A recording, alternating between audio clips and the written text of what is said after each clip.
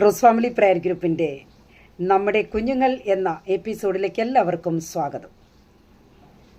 കുഞ്ഞുങ്ങളെ, ഇന്ന് ഞാൻ സംസാരിക്കാൻ പോകുന്നത് മനുഷ്യ ജീവിതത്തെക്കുറിച്ചാണ്. ഞാൻ കഴിഞ്ഞ ഒരു ദിവസം ഒരു മരണ വാർത്ത കേട്ടു. ആ വീട്ടിലെ മാതാവ് മരിച്ചു. തുടർന്ന് കേട്ടതായ കാര്യം എന്താണെന്ന് ചോദിച്ചാൽ, ആ മരിച്ചുപോയ മാതാവിനോട് ആ ഭവനത്തിലുള്ള പിതാവ് അഥവാ ആ മരിച്ചുപോയ വ്യക്തിയുടെ ഹസ്ബൻഡ് സംസാരിച്ചിട്ട് 4 വർഷമായി എന്ന്. അദ്ദേഹത്തിനോട് മാത്രമല്ല, അദ്ദേഹത്തിൻ്റെ മകളോടും ഈ മാതാവ് സംസാരിച്ചിട്ട് 4 വർഷമായി എന്ന് കേൾക്കുവാനായിട്ട് കഴിഞ്ഞു. എന്നെ വല്ലാതെ ഞെട്ടിപ്പിക്കുകയും വല്ലാതെ വേദനിപ്പിക്കുകയും ചെയ്തൊരു വാർത്തയാണത്. അപ്പോൾ ഈ 4 വർഷം അവർ ജീവിച്ചുവെങ്കിലും 4 വർഷം അവർ ആ മകളോടോ ഹസ്ബൻഡിനോടോ ആ സഹോദരി സംസാരിച്ചിട്ടില്ല. ഇവരും ആ മാതാവിനോട് സംസാരിക്കുവാനായിട്ട് അവർ ശ്രമിച്ചിട്ടുമില്ല. അങ്ങനൊരു കാര്യം ഉണ്ടായിട്ടുമില്ല. പെട്ടെന്നൊരു സുപ്രഭാതത്തിൽ ആ മാതാവ് മരണപ്പെടുകയാണ് ചെയ്തത്. എൻ്റെ കുഞ്ഞുങ്ങളെ, ആ മരണം വളരെയധികം വേദനാജനകമായ ഒരു വാർത്തയാണല്ലേ. പിന്നീട് മരണത്തിന് ശേഷം മറ്റുള്ളവരൊക്കെ സംസാരിക്കുവാനിടയായി. കഷ്ടമായി പോയല്ലോ. ഒരു 4 വർഷം അവർ സംസാരിക്കാതെ പോലും ഈ ഭൂമിയിൽ നിന്ന് മാറ്റപ്പെട്ട് കഴിഞ്ഞല്ലോ എന്നുള്ള ആ ഒരു വാർത്ത അനേകർ അത് സംസാരിക്കുവാനായിട്ട് ഇടയായിത്തീർന്നു. പ്രത്യേകിച്ച് ആ പിതാവിനോ മകൾക്കോ ആ മാതാവിൻ്റെ മൃതശരീരത്തിൻ്റെ മുൻപിൽ ഒന്ന് നിൽക്കുവാൻ പോലുള്ള യോഗ്യത ഇല്ല. നഷ്ടപ്പെട്ട് കഴിഞ്ഞ യോഗ്യത ഇല്ലാത്തൊരവസ്ഥ പലരും പല വിധത്തിൽ വീക്ഷിക്കുകയാണ്. അപ്പോൾ അങ്ങനെ ഉണ്ടായ ഒരു സാഹചര്യത്തെ അവിടെ കാണുവാനായിട്ട് കഴിഞ്ഞു. ഇത് ഞാൻ നിങ്ങളോട് പറയുവാനുള്ള കാരണം, മിക്ക കുടുംബങ്ങളിലും വഴക്കും മല്ലുകളും ഒക്കെ ഉണ്ടാക്കാറുണ്ട്. മാതാവും പിതാവും അടിയും ബഹളവും, അത് കുഞ്ഞുങ്ങളുടെ മുമ്പിലും കിടന്ന് ബഹളം വെക്കുന്ന കാണുവാൻ കഴിയും. എന്നിട്ട് അവർ പിതാവ് വിട്ടെറിഞ്ഞിട്ട് അങ്ങ് പോവും. ആ മാതാവ് ഒറ്റപ്പെടുന്നു, അല്ലെങ്കിൽ ഭവനത്തിലെ സമാധാനം നഷ്ടപ്പെടുന്നു. കുഞ്ഞുങ്ങളോട് എപ്പോഴും വഴക്കും അതും ഇതും വിളിച്ച് പറയുകയും എടുക്കുകയും പിടിക്കുകയും ഇങ്ങനെയൊക്കെയുള്ള എത്രയോ കുടുംബങ്ങൾ ഉണ്ട്. പക്ഷേ ആ ചെറിയ ചെറിയ വിഷയങ്ങളൊക്കെ വരുമ്പോൾ, അല്ലെങ്കിൽ കുടുംബജീവിതത്തിനകത്ത് വരുന്ന വിഷയങ്ങൾ, അത് പറഞ്ഞപ്പോൾ തന്നെ നിരപ്പ് പ്രാപിക്കുവാനായിട്ട് ശ്രമിക്കണം. അത് വളർത്തിക്കൊണ്ട് പോകരുത് എന്നാണ് ഞാൻ ഓർമ്മിപ്പിക്കുന്നത്. അതല്ല എങ്കിൽ പിന്നെ ഇതുപോലെ 4 വർഷം 5 വർഷമൊക്കെ ജീവിച്ചിരിക്കും. എന്നിട്ടോ ഒരു ദിവസം മരണനൂതൻ വന്ന് ഈ വ്യക്തിയെ കൊണ്ട് അങ്ങ് പോവും. പിന്നീട് ക്ഷമ പറയണമെന്നൊക്കെ ചിന്തിക്കുമായിരിക്കും അല്ലേ. പിന്നെ ചിന്തിച്ചിട്ട് എന്ത് കാര്യം? ജീവിച്ചിരിക്കുമ്പോൾ തന്നെ നമ്മൾ നിരപ്പ് പ്രാപിച്ച് പോകേണ്ട കാര്യങ്ങൾ നിരപ്പ് പ്രാപിച്ച് പോകണം. സംസാരിക്കണം എല്ലാവരോടും. ആരോടും സംസാരിക്കാതിരിക്കരുത്, ഒറ്റപ്പെടുത്തരുത്, ആരെയും അവമാനിക്കരുത്, വാർത്തകൾ കൊണ്ട് മുറിവേൽപ്പിക്കരുത്. ഇതൊക്കെ നമ്മൾ അറിഞ്ഞ് കേട്ടും അനുസരിച്ചും പോകണം. അതാണ് കുടുംബജീവിതം എന്ന് പറയുന്നത് കേട്ടോ. മരിച്ചതിന് ശേഷം ക്ഷമ പറഞ്ഞിട്ട് കാര്യമില്ല. ആരോട് പറയാനോ? ബോഡിയോട് പറയാനോ? പിന്നീട് പറഞ്ഞിട്ട് കാര്യമില്ല. നിനക്ക് എത്രയോ സന്ദർഭങ്ങൾ നമ്മുടെ ജീവിതത്തിൽ നമ്മുടെ മുമ്പിൽ ഉണ്ട്. അതൊക്കെ നമ്മൾ പ്രയോജനപ്പെടുത്താതിരുന്നിട്ട് പിന്നീട് ഒരിക്കൽ ദുഃഖിച്ചിട്ട് കാര്യമുണ്ടോ? ദൈവം നമ്മുടെ ജീവിതത്തിൽ നൽകിയിട്ടുള്ള നല്ല നിമിഷങ്ങളെ അത് സന്തോഷത്തോടെ ജീവിക്കാനാണ്. സഹോദരങ്ങളെ, കുഞ്ഞുങ്ങളെ എല്ലാവരും ശ്രദ്ധിക്കണം. അത് ഓരോ നിമിഷങ്ങളും ദൈവം നമ്മുടെ ജീവിതത്തിൽ ആയുസ്സും ആരോഗ്യവും ദൈവം തരുന്നുവെങ്കിൽ, നമ്മളെ ജീവനോടെ കർത്താവ് ഈ ഭൂമിയിലാക്കുന്നുവെങ്കിൽ, അത് പ്രിയരെ, അത് സന്തോഷത്തോടെ ജീവിക്കാനാണ്. ഓരോ ദിവസവും നമുക്ക് ലഭിക്കുന്നെങ്കിൽ രാവിലെ പ്രഭാതത്തിൽ എഴുന്നേറ്റ് ദൈവത്തെ സ്തുതിക്കണം എന്ന് പറയുന്നത് ഇതിന് തന്നെയാണ്. കാരണം ഇന്നലെയെ കണ്ടവർ ഇന്ന് എന്ന പ്രഭാതമില്ലാതെ മരണം അനേകരെ അങ്ങ് മുറിച്ച് കളയുക, അനേകരെ രോഗം താളടിയാക്കുകയാണ്. അതുപോലെ തന്നെ അകാല മരണങ്ങൾക്ക് അനേകർ ഇടയായിക്കൊണ്ടിരിക്കുന്നു. മാത്രമല്ല, കണ്ണ് മൂടി തുറക്കുന്നതിന് മുൻപേ ആക്സിഡൻറ്റുകൾ, അപകടങ്ങൾ ഒക്കെ ഉണ്ടായിക്കൊണ്ടിരിക്കുന്ന ഒരു സാഹചര്യം നമ്മുടെ മുൻപിൽ നമ്മൾ കാണുന്നുണ്ട്. എന്നാൽ രാവിലെ വഴക്കം മല്ലും ഉണ്ടാക്കിയിട്ട് വെളിയിൽ പോകുന്നു, അവിടെ പോകുന്ന വഴിക്ക് ആക്സിഡൻ്റ് ഉണ്ടാകുന്നു, മരണം അങ്ങ് കൊണ്ടുപോകും. അപ്പോൾ പിന്നീട് പറഞ്ഞിട്ട് കാര്യമില്ല. അതുകൊണ്ട് ഈ അപ്പനാകട്ടെ അമ്മയാകട്ടെ കുഞ്ഞുങ്ങളാകട്ടെ, നിങ്ങൾ എല്ലാവരും നിങ്ങൾ സ്നേഹത്തോടെ സന്തോഷത്തോടു കൂടി മാക്സിമം ആയിരിക്കാൻ ശ്രമിക്കണം. കുടുംബമല്ലേ, തട്ടിമുട്ടിയൊക്കെ പോകും, പ്രശ്നങ്ങൾ ഉണ്ടാവും, ഇല്ലെന്ന് പറഞ്ഞില്ല. പക്ഷേ അത് അപ്പോൾ തന്നെ നിരപ്പ് പ്രാപിക്കണം. പറഞ്ഞ് അത് ദൈവസന്നിധിയിൽ നിരപ്പ് പ്രാപിച്ച് പ്രാർത്ഥിക്കണം ആ വിഷയങ്ങൾക്ക് വേണ്ടി. എങ്കിൽ മാത്രമേ ആ കാര്യങ്ങളൊക്കെ ക്രമീകരിച്ച് മുമ്പോട്ട് പോകാനായിട്ട് സാധിക്കത്തുള്ളൂ എന്ന് ഞാൻ ഓർമ്മിപ്പിക്കണം. അതൊരു ലോങ് ടൈമായിട്ട് എടുക്കരുത്. ഒത്തിരി നാൾ മിണ്ടാതിരിക്കരുത്. ഒരു ഭവനത്തിനകത്ത് അത് ശരിയല്ല. സഹോദരനാകട്ടെ, സഹോദരിയാകട്ടെ, മാതാവാകട്ടെ, കുഞ്ഞുങ്ങളാകട്ടെ, ഇതൊക്കെ അന്നേരം അപ്പപ്പോൾ പറഞ്ഞ് അത് നിരപ്പ് പ്രാപിച്ച് സ്നേഹത്തോടെ മുമ്പോട്ട് പോകാനായിട്ട് ഒരുങ്ങണം. ഇല്ല എങ്കിൽ ഇതുപോലൊരു ദിവസം ഒരു സുപ്രഭാതത്തിൽ മരണം അങ്ങ് കൊണ്ടുപോകും.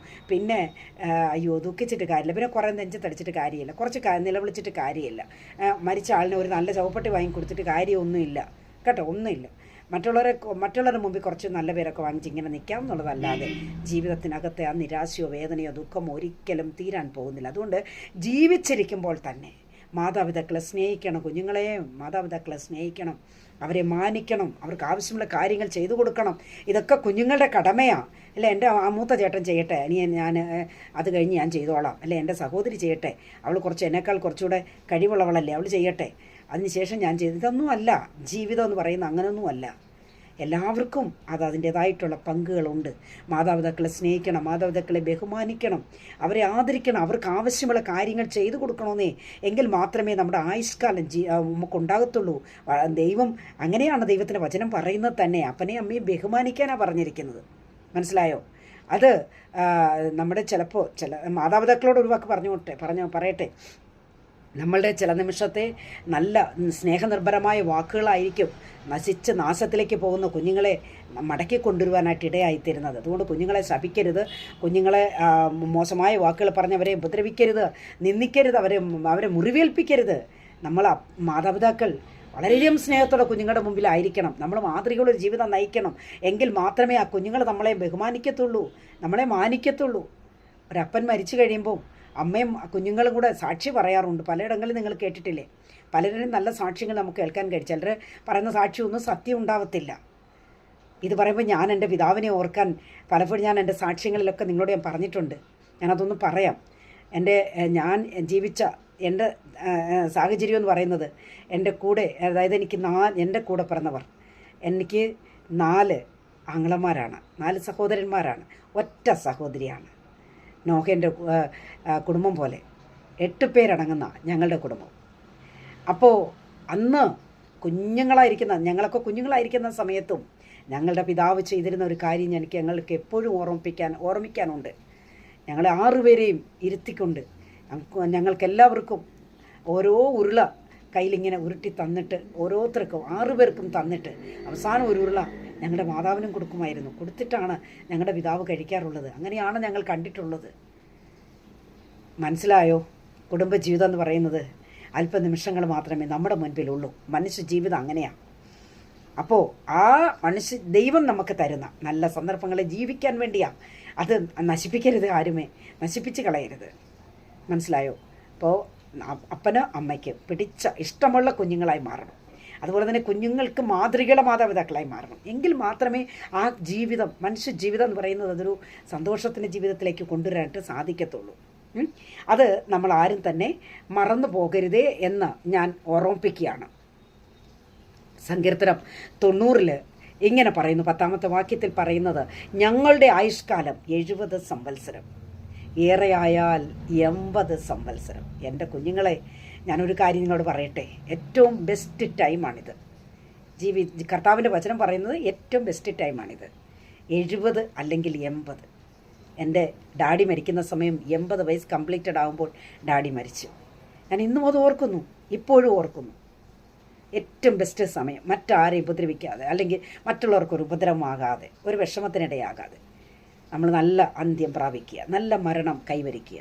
ഇതൊക്കെ നമ്മൾ അങ്ങനെ ഉണ്ടാണെങ്കിൽ, നമ്മൾ നല്ല ഒരു ജീവിതം നയിച്ചെങ്കിൽ മാത്രമേ അങ്ങനെയൊക്കെ നമുക്ക് ആ ഒരു ഭാഗ്യം നമുക്ക് കിട്ടത്തുള്ളൂ. മനസ്സിലായോ?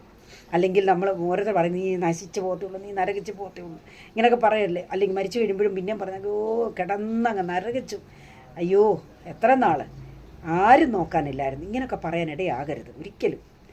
അപ്പോൾ നമ്മൾ ജീവിച്ചിരിക്കുമ്പോൾ തന്നെ നല്ല അന്ത്യം പ്രാപിക്കുവാൻ നമ്മൾ അതിനുവേണ്ടി പ്രാർത്ഥിക്കണമെന്നേ. അല്ല ജീവിച്ചിരിക്കാൻ വേണ്ടി കർത്താവ് എനിക്ക് അത് വേണം ഇത് വേണമെന്ന് പറഞ്ഞുകൊണ്ടിരിക്കരുത്. അങ്ങനല്ല. അത് മാത്രമല്ല പ്രാർത്ഥന.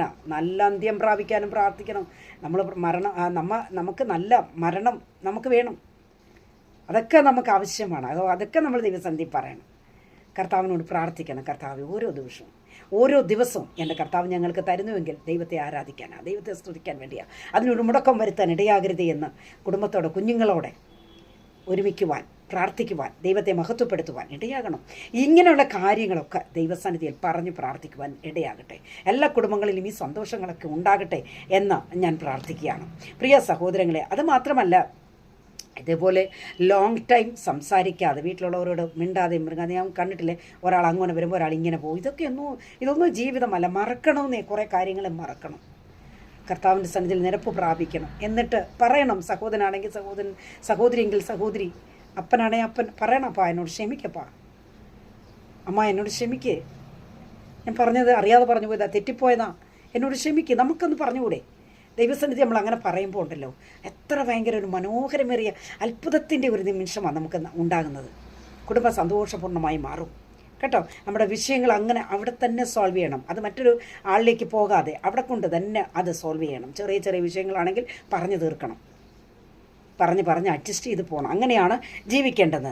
അല്ലെങ്കിലുണ്ടല്ലോ ദൈവമക്കളെ, മാതാപിതാക്കളെ, നിങ്ങളുടെ കുഞ്ഞുങ്ങളോട് നിങ്ങൾ സംസാരിക്കാതെ തന്നെ അങ്ങനെ അങ്ങ് പോകേണ്ടി വരും. അത് മറന്നു പോകരുത്. ഒരുപക്ഷെ നിങ്ങളുടെ സ്നേഹനിർഭരമായ വാക്കുകൾ അത് നമുക്ക് വലിയ നന്മയും വിടുതലുമായി മാറും കേട്ടോ. അത് മറന്നു പോകരുത്. എത്ര നാശത്തിലേക്ക് പോകുന്ന ഒരു മകനാണെങ്കിലും ശരി, മകളാണെങ്കിലും ശരി, അവർ മടങ്ങി വരുവാനിടയാകും. എൻ്റെ അമ്മയെ വിട്ട് ഞാൻ പോകത്തില്ല എന്ന് ചിന്തിക്കുവാനിടയാകും. എൻ്റെ അപ്പനെ വിട്ട് ഞാൻ പോകത്തില്ല. ആ സ്നേഹം അവിടെ തടുത്തു നിർത്തും. കഷ്ടമായാലും ശരി, നഷ്ടമായാലും ശരി, ബുദ്ധിമുട്ടോ, എന്ത് പ്രയാസം, എന്ത് പ്രതിസന്ധി, ഏത് പ്രതികൂലമായിരുന്നാലും ശരി, അത് കുഞ്ഞുങ്ങളോടൊപ്പം നിങ്ങൾ ഷെയർ ചെയ്ത് നിങ്ങളുടെ വിഷയങ്ങളെ നിങ്ങൾ പറയുന്നുവെങ്കിൽ, നിങ്ങൾക്കത് ഷെയർ ചെയ്യാൻ കഴിയുന്നുവെങ്കിൽ നിശ്ചയമായും നിങ്ങളുടെ കുഞ്ഞുങ്ങൾ നിങ്ങളോടൊപ്പം ഉണ്ടായിരിക്കും.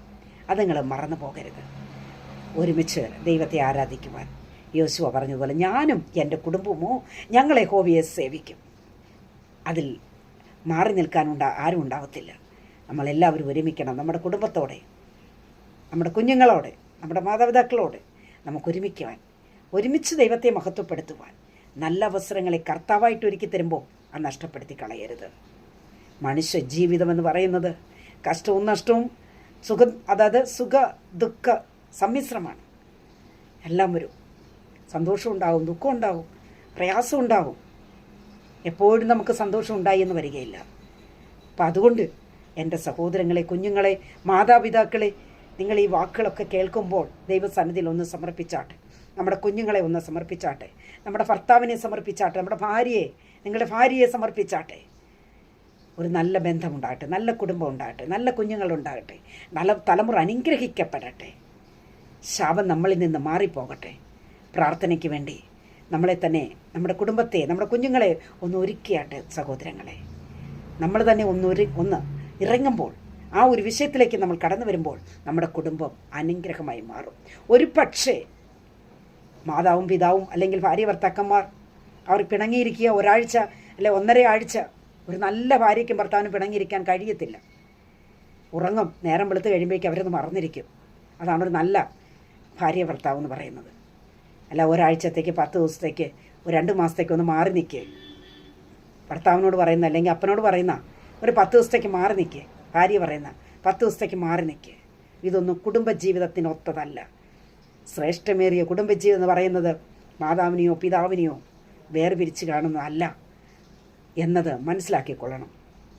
കുഞ്ഞുങ്ങളാണെങ്കിൽ പോലും അവരങ്ങനെ ഇരിക്കുന്നുവെങ്കിൽ ചെന്ന് പറയണം, ഡാഡി എന്തിനാ മമ്മിയോട് പിണങ്ങുന്നത്? അങ്ങനെ ഇരിക്കരുത് ഡാഡി, എന്തായാലും അത് പറഞ്ഞു തീർക്കണം. നിങ്ങൾ സ്നേഹത്തോടിരിക്കണം. മെച്യൂരിറ്റി ഉള്ള കുഞ്ഞുങ്ങൾ അത് വിട്ടുകൊടുക്കാൻ പാടില്ല. നമ്മുടെ കുടുംബം സന്തോഷമായി മാറണം. പിശാചിന് ഇടം കൊടുക്കരുത്. അങ്ങനെ നിങ്ങൾ മാറി നിൽക്കുന്നുവെങ്കിൽ നിശ്ചയമായും അത് പൈശാചിക പോരാട്ടമാണ്. കുടുംബത്തിൽ ചിത്രിപ്പുണ്ടാക്കുന്ന പൈശാചിക മേഖലയാണ്. അതിന് നിങ്ങൾ അടിമപ്പെട്ടു പോകരുത്. കുടുംബം സന്തോഷമായി മാറട്ടെ. നമ്മുടെ ദുഃഖമെല്ലാം മാറട്ടെ.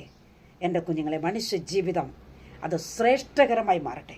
ദൈവം നമുക്ക് തന്ന നല്ല നിമിഷങ്ങളെ അത് ദൈവത്തിന് നന്ദി കരയേറ്റിക്കൊണ്ട് ഓരോ നിമിഷവും നമുക്ക് ദൈവസന്നിധിയിലായിരിക്കാം. കർത്താവ് സഹായിക്കുമാറാകട്ടെ. നിങ്ങൾക്ക് ആർക്കെങ്കിലും പ്രാർത്ഥന ആവശ്യമെങ്കിൽ എൻ്റെ കമൻറ്റ് ബോക്സിൽ നിങ്ങളുടെ നമ്പറുകൾ ഇട്ടാൽ ഞങ്ങളുടെ വാട്സപ്പ് കൂട്ടായ്മ റോസ് ഫാമിലി എന്ന പ്രസ്ഥാനത്തിൻ്റെ 2 വാട്സപ്പ് കൂട്ടായ്മയിലും ഏത് സമയവും പ്രാർത്ഥിക്കുന്ന ദൈവമക്കളുണ്ട്. നല്ല കർത്താവിൽ അനുഗ്രഹിക്കപ്പെട്ട നല്ല അഡ്മിന്മാരുള്ള നല്ല കൂട്ടായ്മയും കൂടാണ്. ഏത് നിമിഷവും ഏത് വിഷയവും ഇന്ത്യക്ക് പുറത്തുനിന്നും അകത്തുനിന്നും ഒക്കെ വരുന്ന പ്രാർത്ഥനാ വിഷയങ്ങൾ ചേർന്ന് പ്രാർത്ഥിക്കുവാൻ ഇടയാകുന്നു. അനേക സാക്ഷ്യങ്ങൾ കേൾക്കുന്ന അനുഗ്രഹിക്കപ്പെട്ട കൂട്ടായ്മയാണ്. നിങ്ങൾക്കും കൂടെ ഞങ്ങളോട് ചേർന്ന് പ്രവർത്തിക്കുവാൻ സാധിക്കും. ആകയാൽ നിങ്ങൾക്ക് പ്രാർത്ഥന വിഷയമുണ്ടെങ്കിൽ അറിയിക്കുക. സോ നിങ്ങൾക്ക് വേണ്ടി ഞങ്ങൾ പ്രാർത്ഥിക്കുന്നതായിരിക്കും. ദൈവമായ കർത്താവ് എല്ലാ പ്രിയപ്പെട്ടവരെയും ഒരുപോലെ അനുഗ്രഹിച്ച് മാനിക്കുമാറാകട്ടെ. God bless you all.